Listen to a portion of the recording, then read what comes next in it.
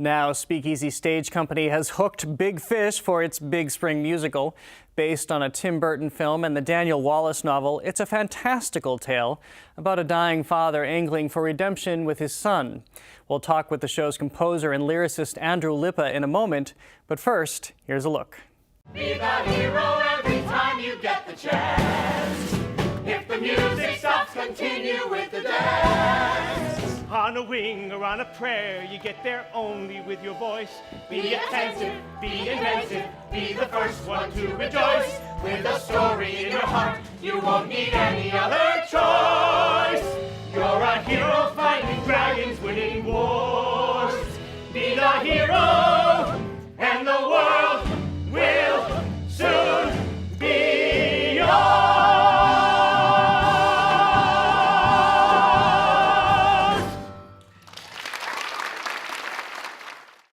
Andrew Lippa, thank you so much for joining us. You wrote the music and lyrics for Big Fish. How did you arrive at the musical sound, the style for Big Fish? When I started working with John August early on in 2004, it's actually that long ago when we started working on the show, we talked about the notion that the show takes place in Alabama, and should we be writing a show with country music? I'm not a country music artist, I'm not a country writer. And we realized there's a lot more to it than that. There are all these fantasies, there's circus music, and there's a mermaid, and there's a giant, and there's a great romanticism that runs through this love story. As you begin to tell these musical stories, what is your process for finding each character?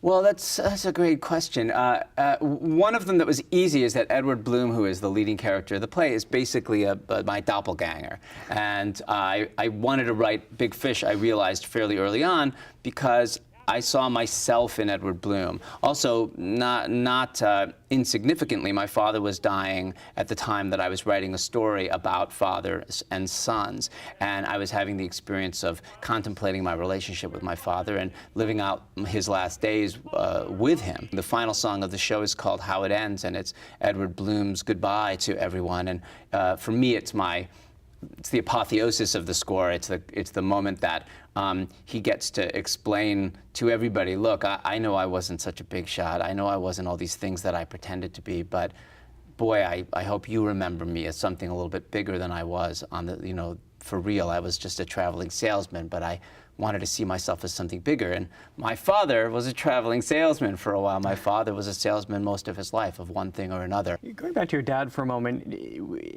because you write music, that's what you do for a living, and it's your process, is that a way to get through grief too? Do you find that that's what you turn to in moments of crisis? Turn to writing? No. Writing is, I don't find it very fun. Nor do I find it immediately comforting. The thing about grief, which I've experienced with my father's passing more than any other loss in my life, is that it returns, that it mutates and then returns, and it will come back in strange moments. Something will pop up that will make me think of my father, and when my father was in his third day in hospice, he was pretty unresponsive, and we came in the morning and opened up the window, the blinds, and said good morning and told him what day it was, what time it was. And I sat down on the bed and kissed him on his forehead, and he opened his really bright blue eyes, and I said, Papa, are you comfortable?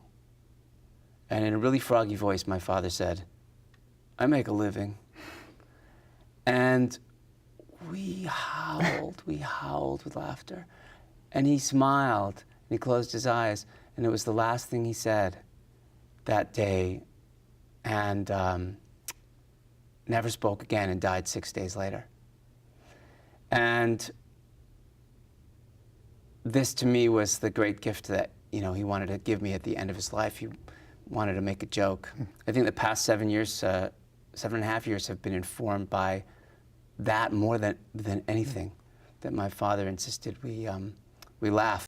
So when I'm old and tired, you'll do the job required. You'll be there telling stories to your son. Well, shifting gears a bit, so Big Fish made it to Broadway and then didn't last too long on Broadway. And so you're now working with SpeakEasy Stage Company here. What has that experience been, especially since you worked on the piece for 10 years, and then to see it not have the life you may have wanted it to have in New York? Yeah, the life of a show on Broadway has nothing to do with me. I don't have control over things like that.